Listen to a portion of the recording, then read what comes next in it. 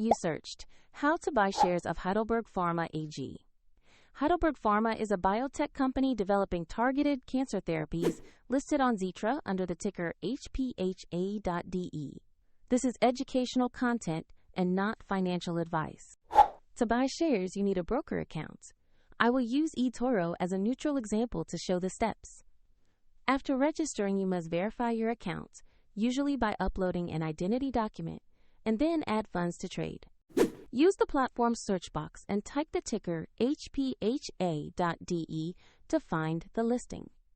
Confirm you select the result that shows Heidelberg Pharma AG on Xetra. On the stock page, review basic company information in the price chart to ensure it matches Heidelberg Pharma AG. Make sure the ticker reads HPHA.DE and the exchange is Xetra before proceeding. Click Invest or Buy. Enter the amount you want to allocate and review the order details before confirming. If the market is closed, your order may be queued. And if you have insufficient funds, the platform will prompt you to add money before it confirms. After confirmation, the position will appear in your portfolio. For a direct link to eToro and more details, check the description below.